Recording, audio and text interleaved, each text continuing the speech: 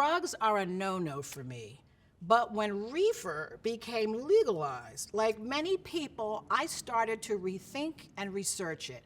I got curious about the medicinal and recreational properties.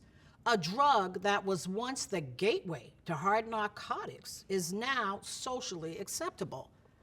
And with the growing numbers of seniors now in the market, I wanted to pause and learn more about the impact marijuana and cannabis is having in the present day and in the future.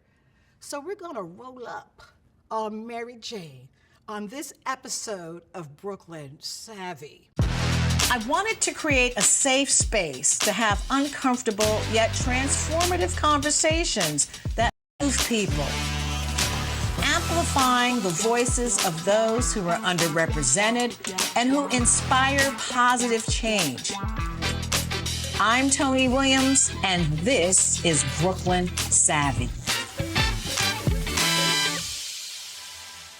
Do you think that folks who have been formerly incarcerated for cannabis should have a leg up when it comes to starting cannabis dispensaries?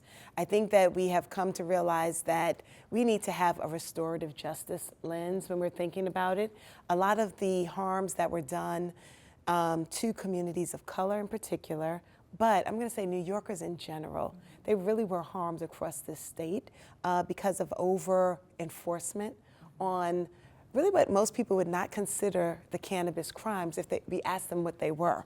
It's a lot of people who were just holding, people who had enough for their own use, young people that were swept up in sweeps in their neighborhoods while they were playing ball. We're talking about people who were kind of living their life and doing their own thing and ended up harmed in a way that they now had to rethink how they apply to college, whether they can get a job, where do they get to live, or if they get to return to the home that their families were living in, or do they even get to keep control and parent their own children.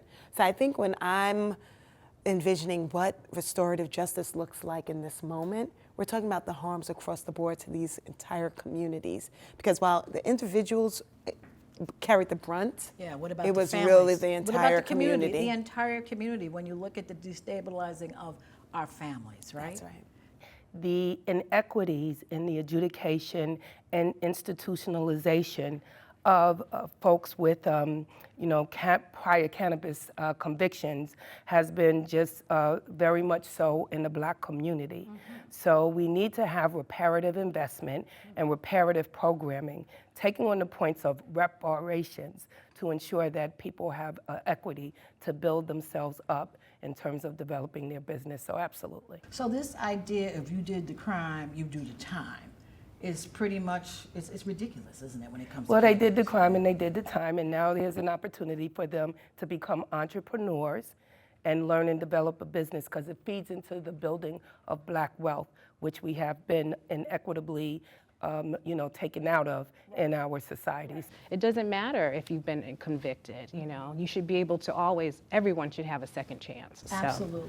For a long time, New York State and New York City specifically has had the largest, most robust cannabis market in the world. And I think that's why there is so much excitement about the potential opportunity for what the legal cannabis industry could look like here in the city and in the state.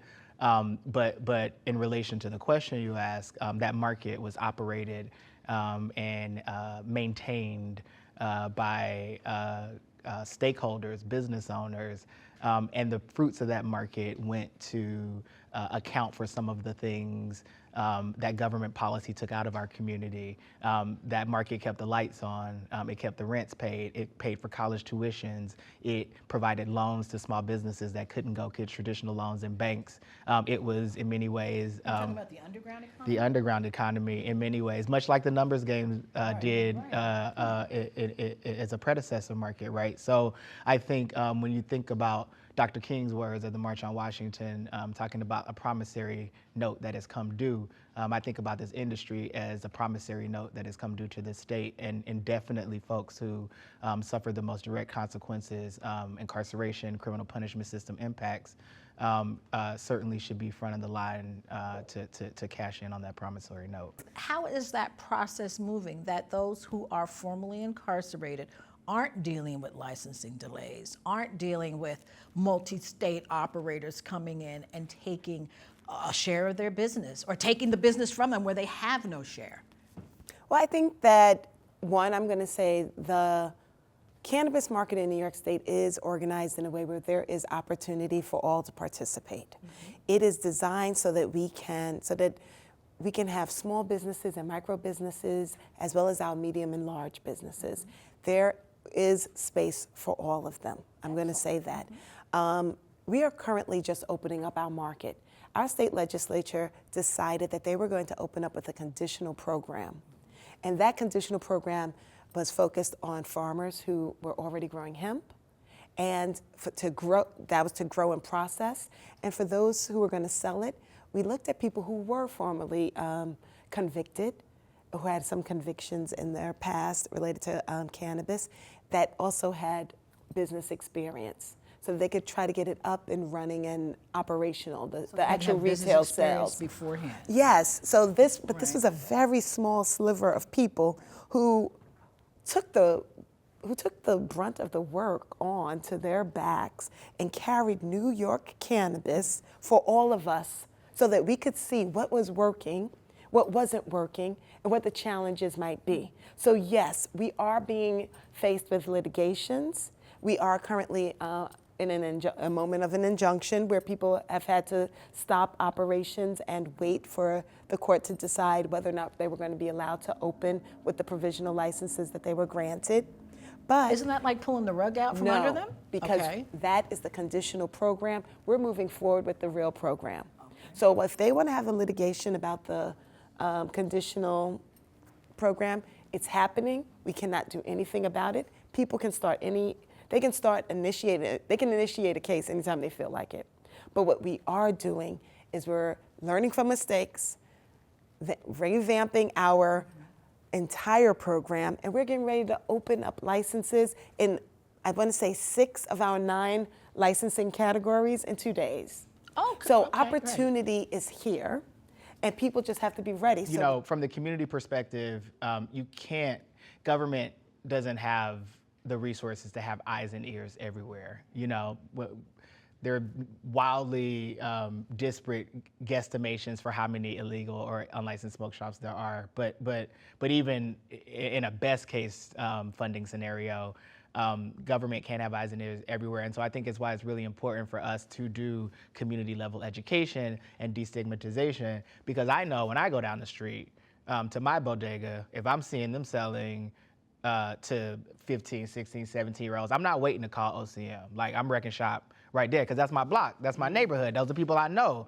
And so I do think, like, part of this sort of enforcement effort too is how many of those community grass tops, those community leaders, those people who, when they walk down the street, everybody's like, yo, things gotta be right. I know eyes and ears are everywhere. How are we reaching those folks, closing their stigma gap so that they can What learn? about church? I hate to say it, I was afraid to say it, 100%. but it's been on my mind. You know, church is a place where I think it still got stigma. I'll give it up to Pastor Anthony Trufant. And Emmanuel Baptist? Emmanuel, Yeah, excuse me. yeah. I grew up in South Carolina. That's all right, I grew up in South Carolina, and I was at Ebenezer. So what is Reverend Trufant? He said that was home. Ebenezer. No, so Pastor Trufant worked with Women Grow to host the first ever cannabis conference at a church. I think that was 2000. That was at least 5 years ago. 18 maybe, yeah. And so even sort of with the pandemic has continued. And I'm glad you brought that up, right? Because what's more trusted in our community? I was almost afraid to, though. I almost was like, but I shouldn't be. But there's so much judgment over, you know, there can be judgment. Right. You know, I think also there's a perception of illegal selling and illegal smoke shops only in certain communities. I can tell you right now, there's one on Nassau Street right behind the Federal Reserve Bank.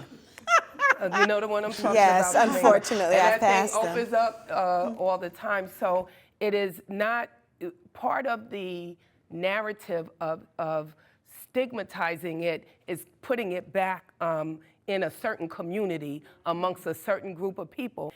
If, you know, the rules and the compliance and all of that are applied in one community or around one set of people and not the others, then we're still in this, inequitable state when we're talking about the cannabis, the use of it, the sale, illegal or not, all right? And so that, to me, as we have this conversation, as people in our community have to talk about, we can't stigmatize ourselves way more than, another. exists. Exactly. Yep.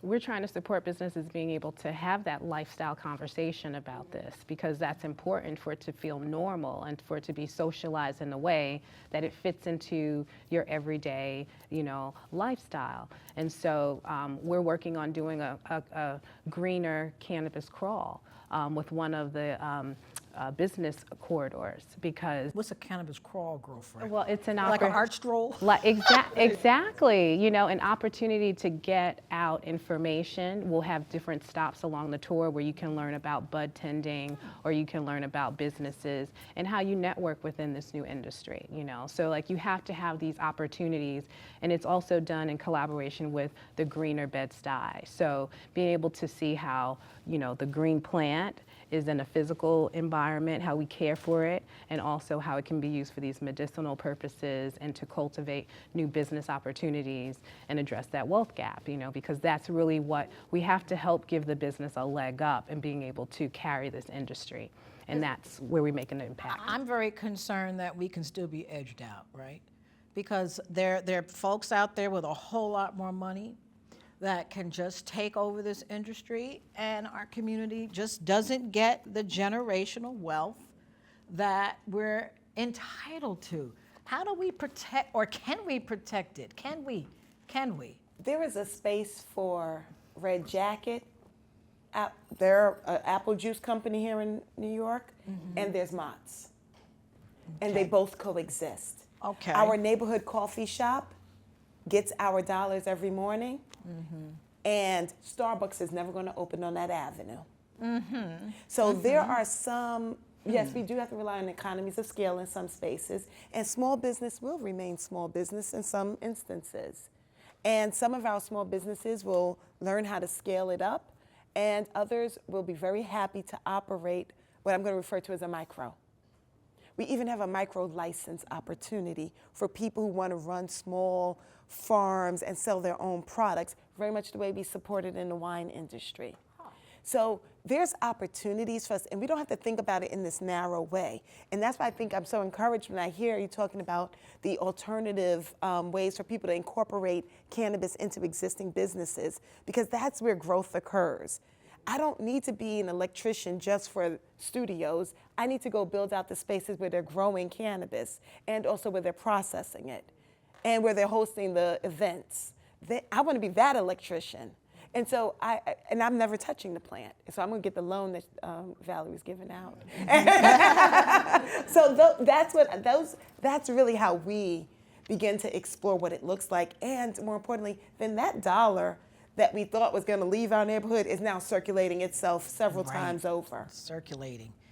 Now, I'm backtracking a bit, but I want to know the state of research, okay? Because part of destigmatizing is being able to go to community with all the health, positive health impacts.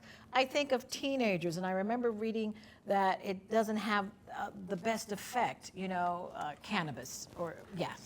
But I don't. I'm going to say any mind-altering tool does not have a good effect on anybody under 25.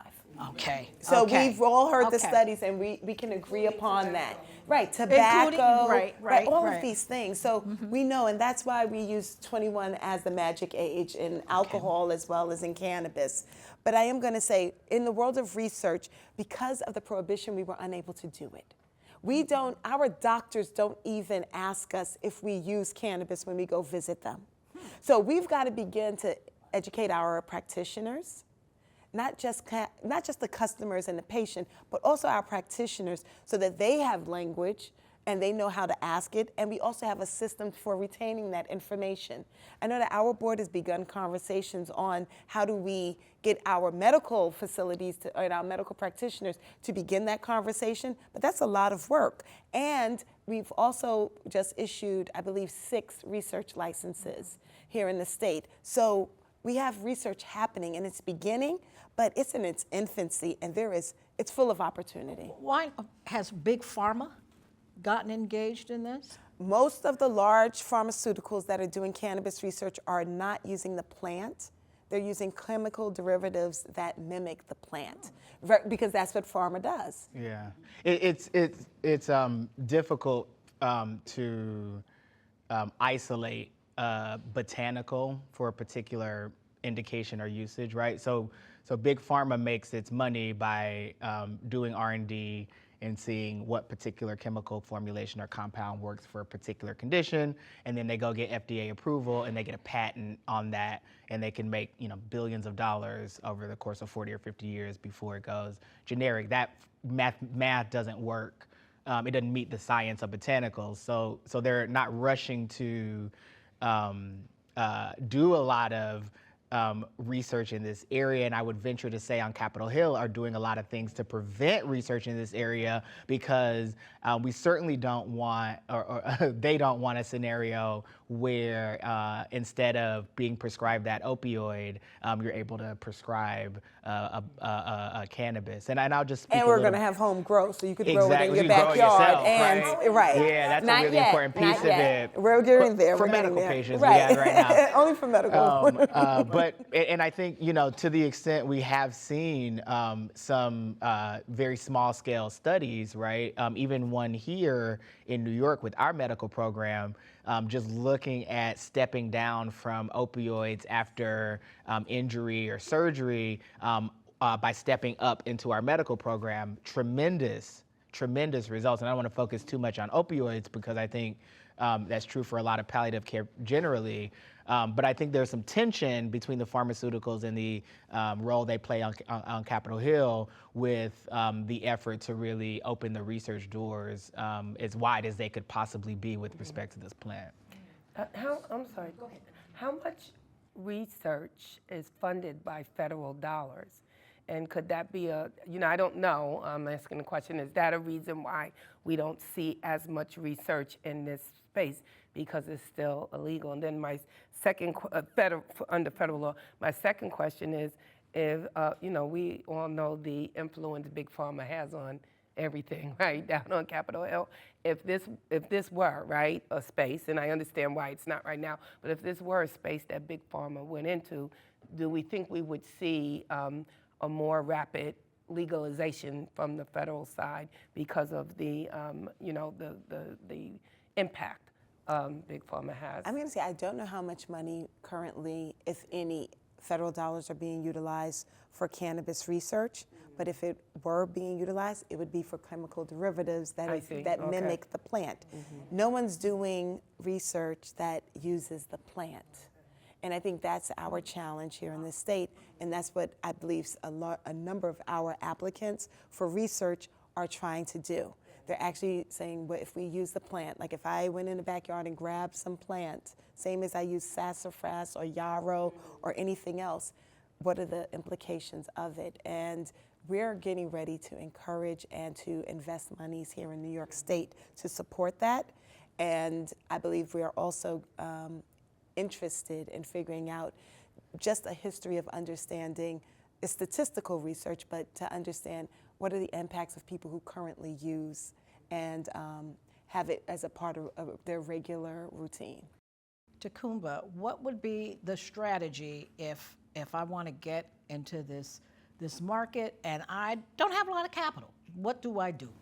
Well, you would definitely want to tap into one of the local community development organizations that likely have business support services that can support growing and starting your cannabis business. So that's, restoration. We have our Brooklyn Business Center. We are taking and accepting new clients that are interested in starting or have already begun a cannabis business and helping them to either get their books in order, because that's often a huge barrier, or helping them with the marketing and branding strategy, because branding is critical in this new industry. You have to have that visibility to have clients and want to be attracted to your product. So getting that brand clear and what that communication looks like. So there are lots of ways that the business center and centers around the city can help entrepreneurs get started and grow in cannabis. Excellent. Well, Brooklyn and beyond, we rolled up on this topic now, didn't we? I just want to thank Tremaine Wright, Chairwoman of the Cannabis Control Board, and Jason Starr, and to my Savvy Panelistas. Thank you so much. And we will see you next time.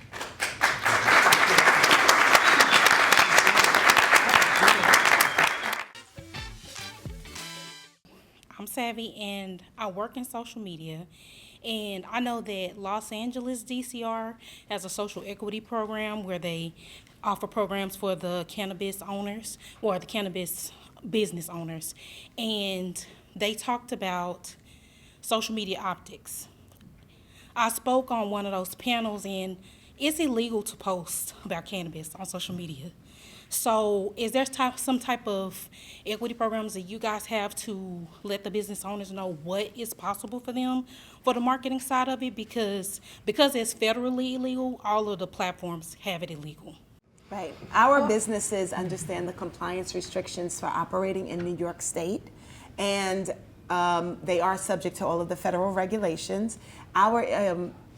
We're rolling out our social equity program, but we are educating also our local development corporations on some of the issues that are specific to the cannabis operations, so they can help us to educate potential licensees and also people who might be an ancillary business servicing them, say in the marketing space, and people who produce content that helps us to educate people on cannabis. All of those things are impacted by these rules and the regulations that you just identified, and so we're trying to do a job of teaching them, and we're launching our incubator program. I come from a Caribbean background, and I think a religious Caribbean background. And I think one of the stigmas is marijuana is this gateway drug, and if you start to take it, you're eventually going to become a crackhead. This is what, my family do say.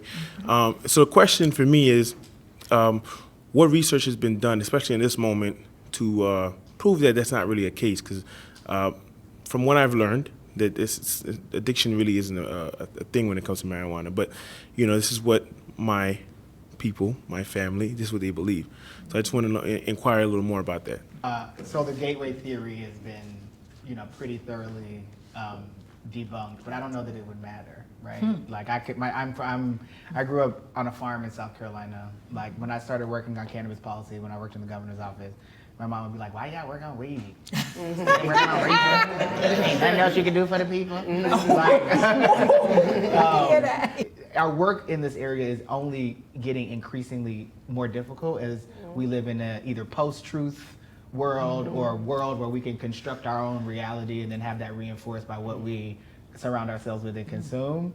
But so I don't have a specific, sort of answer to that question other than to say, talk to people who your parents and family receive trusted advice from, and work on them, through that way. But proximity and exposure to, what the market and the industry actually looks like, the people, introduce them to TK, to Kumba, excuse me, and to Chair Wright and folks like that, and really, be patient and take the time to understand that they may never sort of come around to being comfortable or optimally comfortable, but they can sort of bit by bit, piece by piece, kind of understand more of the realities versus what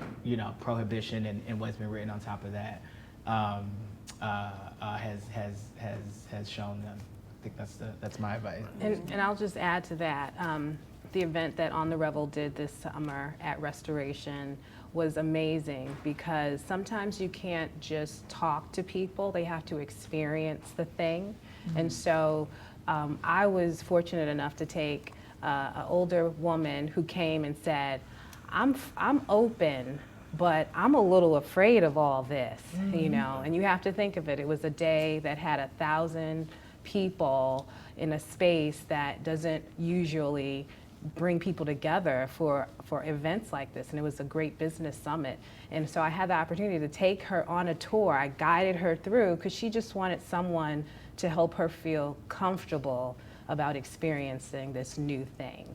And so I would just ask that you use this moment to just kind of have an experience with a family member that's safe, that's, you know, about the business of cannabis and just about community. And I think that will be helpful for destigmatizing some of the things that people see around them every day that keep them believing things that aren't really real. Is there a way to pull the key communication points about this, this new way of looking at the plant by saying, no, not good for people under 25, but here are some of the benefits of X. And if there was a tight thing like that went to every business owner as their training, I think that would, and if it was published largely, because all the articles saying there's not enough research, but here's the little things we know. But if they can blow that up about cancer and arthritis, etc., so both the business owners are sharing education with the public. So that's my question. Is there a tight communication The thing state about? is, unfortunately, because of the lack of research, the state is not in a place where they can produce a document that says that there are stated health benefits for the plant. What we have are anecdotal information, and that's how we ended up with, say, large communities of people that utilize it when they're facing cancer treatments and they have a loss of appetite. But that's based off anecdotal information. It is not solid research that we're able to just rely upon and therefore make a statement that we have to back up with something. We have to do the research in this moment, and that's what it's going to take. Many of our practitioners are participating in the cannabis program and prescribing it for their patients, but they understand that it is a holistic approach.